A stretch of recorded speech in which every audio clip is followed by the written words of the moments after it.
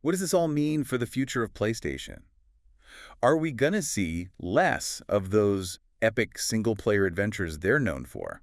Will mobile games become their main focus? All right, everyone, welcome back. We're diving headfirst into a topic that's got the gaming world buzzing right now. Yeah, things are getting shaken up. Big time. Yeah. We're talking about Sony, the PlayStation powerhouse, and some pretty drastic moves they've made recently. Uh-huh. And I'm sure most of you already know what I'm talking about. Sony decided to shut down two of their studios. Firewalk Studios and Neon Koi. You got it. And those closures weren't just, a shift in strategy. They resulted in a bunch of talented people losing their jobs. 172 employees, to be exact. Yeah, it's rough. It is. And that's where we're going to start this deep dive. We're not just looking at the business side of this. We're acknowledging the human impact, too. Absolutely. These are people's lives and careers we're talking about. Exactly. But we also want to dig into the WHY. Why would Sony make these decisions? Especially when one of the studios, Firewalk, was working on this promising PvP shooter, Concord. Right, Concord had a lot of eyes on it. It did. So let's start there. What happened with Concord? Why pull the plug? Well, Sony actually addressed this directly in their memo. They basically said that while parts of the game were hitting the mark with players, some things resonated, but other aspects just weren't landing. And in a genre as cutthroat as first-person shooters, I can see how that'd be a problem. Oh, absolutely. Especially with the rise of live service games. Which, for our listeners who might not be familiar, that means games that are constantly being updated, new content, new features, all to keep players engaged. Exactly. It's like a constantly evolving beast, and it's tough to get right. So Concord didn't quite nail that formula. Not enough for Sony, it seems. But here's where it gets interesting.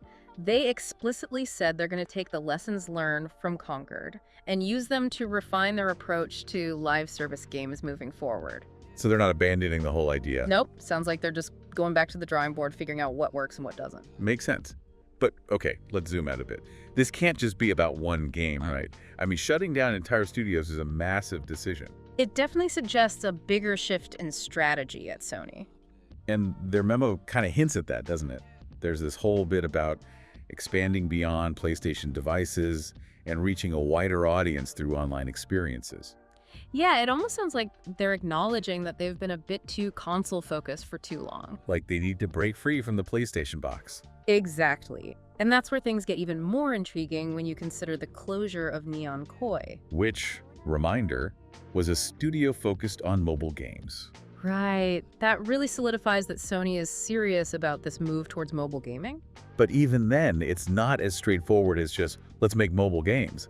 They canceled Neon Koi's mobile action game, too. They did. So it seems like they're not just chasing trends, they're looking for mobile titles that align with what they call PlayStation Studios' pedigree. Now that's an interesting phrase. Makes you wonder what exactly they mean by that. Right. What does it mean to have that PlayStation feel in a mobile game? Maybe they're thinking about those iconic PlayStation franchises, those immersive stories, and figuring out how to translate that to a mobile experience. Could be. But let's not forget the other key phrase in Sony's memo: sustainable financials. Yes, the bottom line. Always got to come back to that. Especially in today's economy, which they even acknowledged is challenging right now. So maybe these studio closures, as difficult as they are a way for Sony to streamline things, focus their resources on projects that fit this new vision, and keep them financially strong. It's a tough reality of the business world. Sometimes you have to make hard choices to survive and thrive. It's a good reminder for all of us, I think. It's easy to get swept up in the excitement of new games and consoles, but there's a whole other side of this industry. A business side that's constantly adapting to new trends and challenges. Exactly. And this whole situation with Sony is like a window into those challenges, the tough decisions that have to be made. And how a company like Sony, even a giant in the industry, is having to adapt and evolve. So where does this leave us? What does this all mean for the future of PlayStation? Are we gonna see less of those epic single-player adventures they're known for? Will mobile games become their main focus? That's the big question, isn't it? It's too early to say for sure. But it certainly got us thinking. Absolutely. And we want to hear what you all think too. Yeah, head over to our YouTube channel, hit that subscribe button, and let's discuss this in the comments. What do you think the future holds for PlayStation? We're eager to hear your thoughts. So until next time, keep on gaming. And keep those brains engaged. Yeah.